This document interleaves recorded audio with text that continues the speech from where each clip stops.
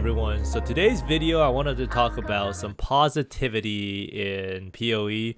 I did see a lot of negative comments, especially with Double Lift's tweet saying that the game was pretty much dying. Let me bring up the tweet real fast. Or not dying, but that with its current state, I love Path of Exile, but holy shit, this league is bad. If they don't revert the changes and make huge improvements to quality of life and crafting next league, the game is going to die. I've never seen a community so negative about the developer, and I browsed the league sub.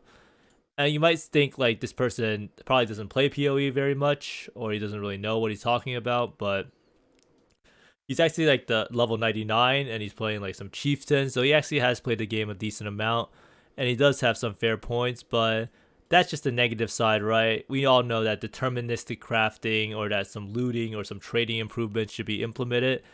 But today I just wanted to talk about the top 5 changes in 3.15 that PoE made or GGG made that has really made the game really enjoyable for the masses.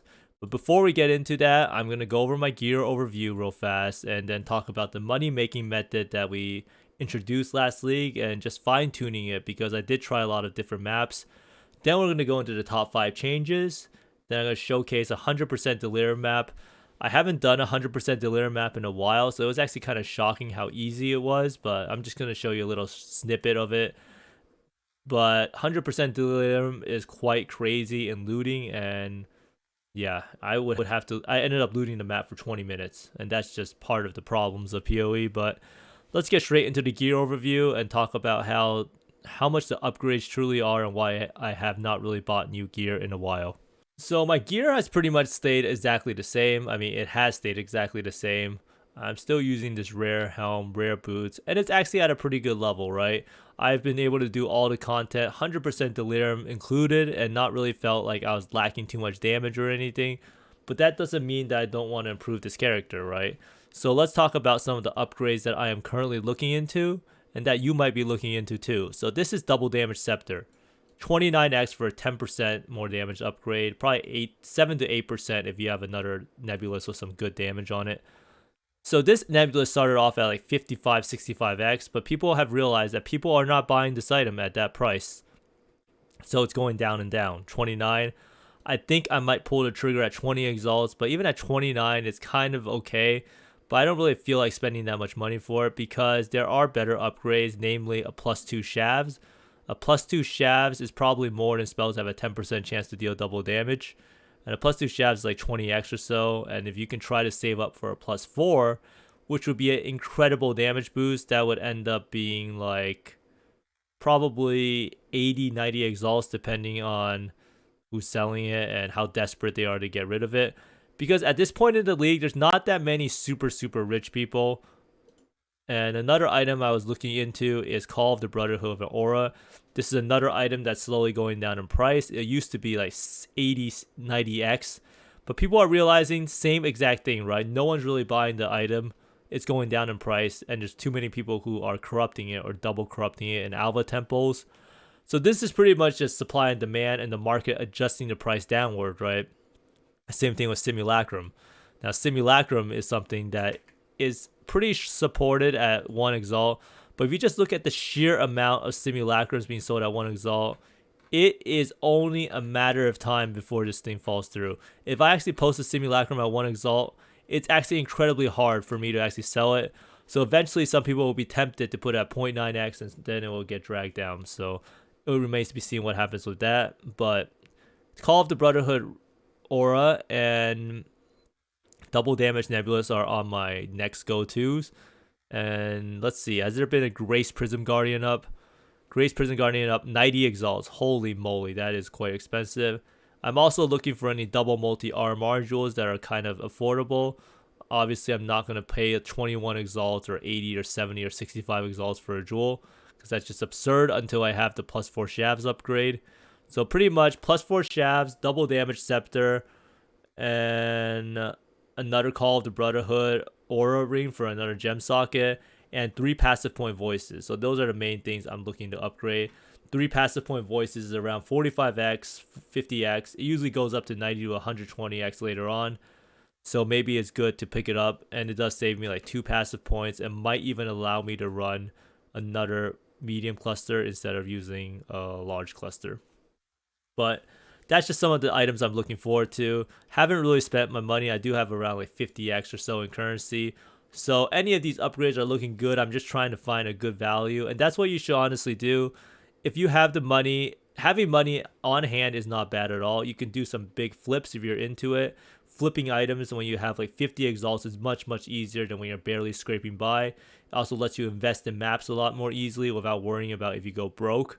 And it's just a good to have some capital back, right? To have some capital on hand. So that's why I haven't really invested into it. And if I do see a really good value on something, I will buy it.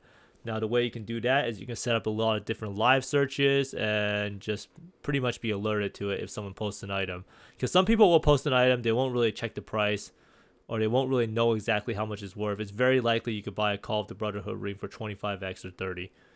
But that's just the whole gist of it. So pretty much I'm looking for the most damage upgrades for the least amount of money spent, which is probably +4, +2 shavs at the moment.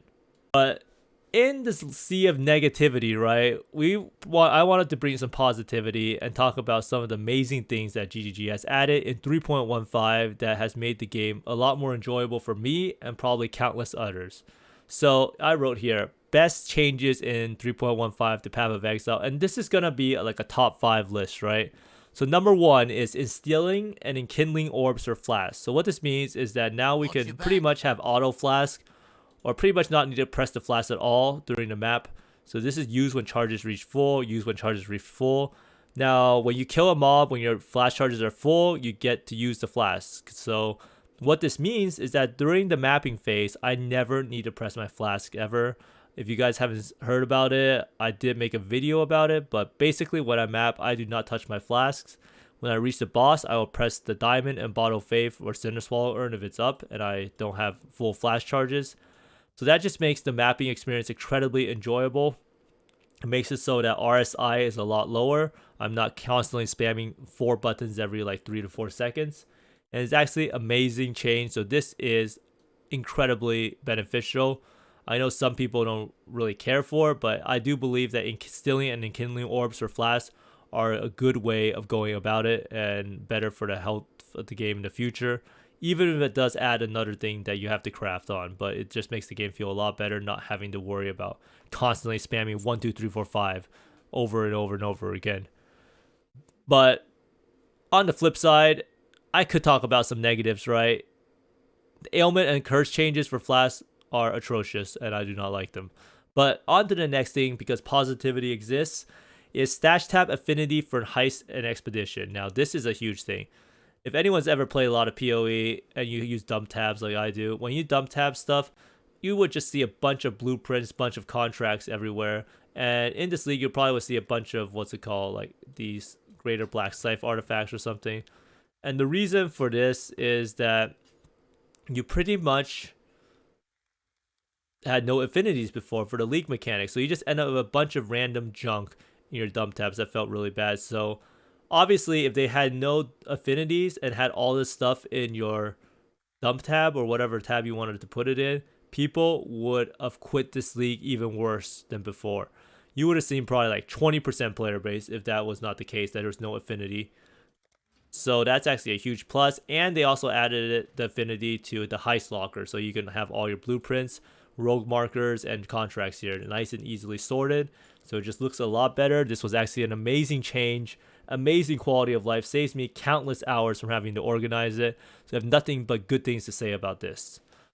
So next thing is shuffling up the atlas for different maps in the region. Now, as you may know, last league they didn't move any of the maps around. So it felt very similar. So you would always know, oh, I'm doing Haywark Hamlet, I'm doing Tropical Island, I'm doing Valdos, now I'm doing Canyon. So now it's kind of fresh, right? And that's all PoE should be about, is having new, fresh encounters. So I don't even know anything about I don't even know where Atoll is. Atoll's in Turn Zen, right?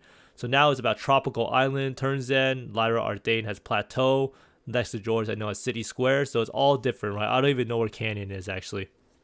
But basically, shuffling this around makes the game feel a lot more fresh. It makes the atlas feel a lot different, even though it's not.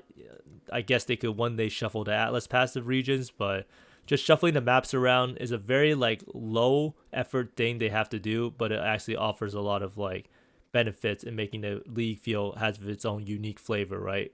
Depending on the maps, because every single time there's a unique farming strategy. Like say like Burial Chambers is a new Vestir instead of Lexajoris, it changes the farming strategy and it adds some diversity to the endgame meta, right? So very good change. Happy they actually came around to it.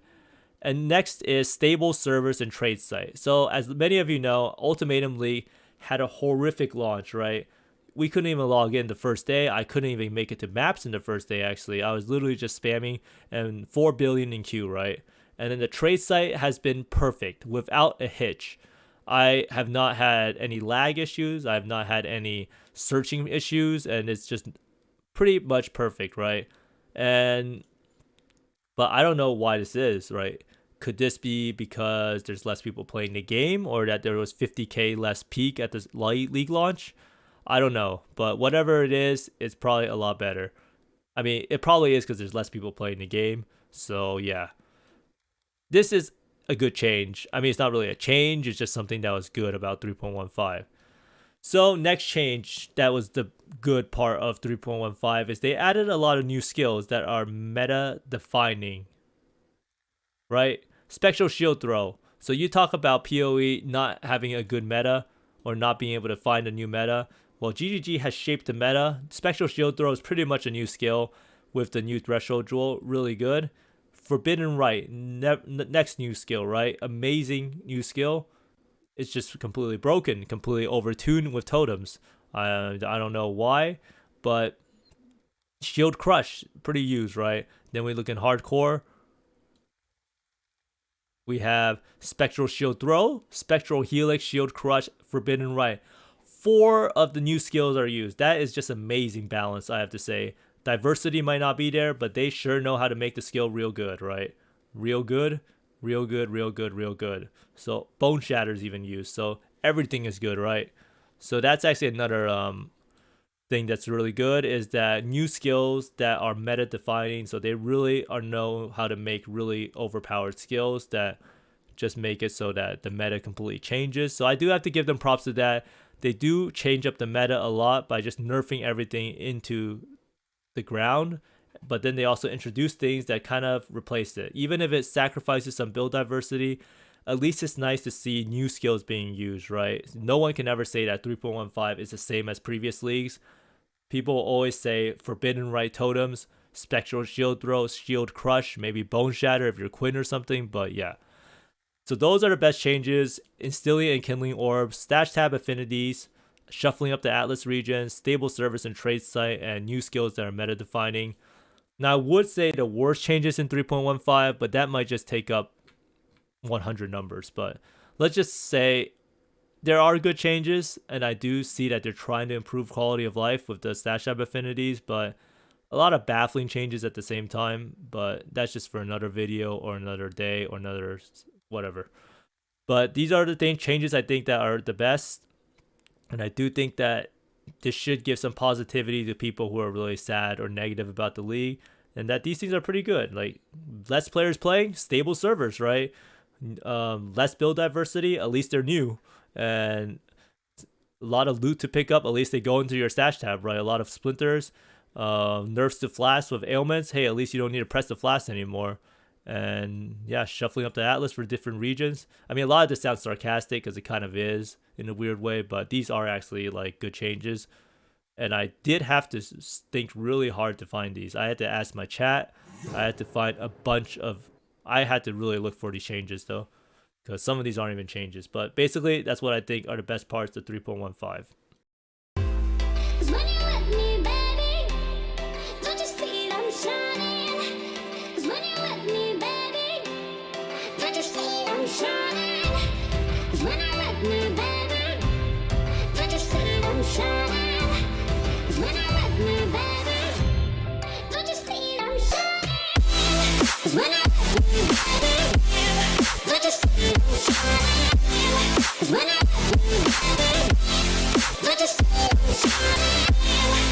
I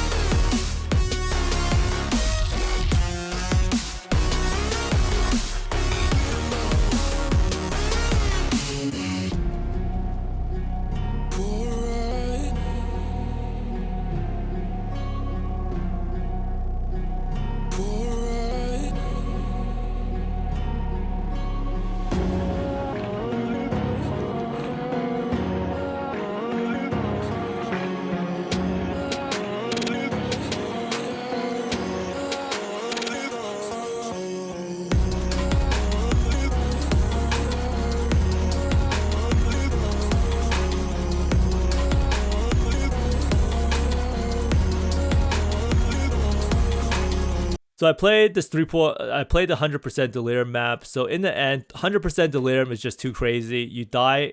There's a huge risk of death, which means that you lose portals, you lose the chances to loot the stuff, and there's just too many simulacrum splinters to loot.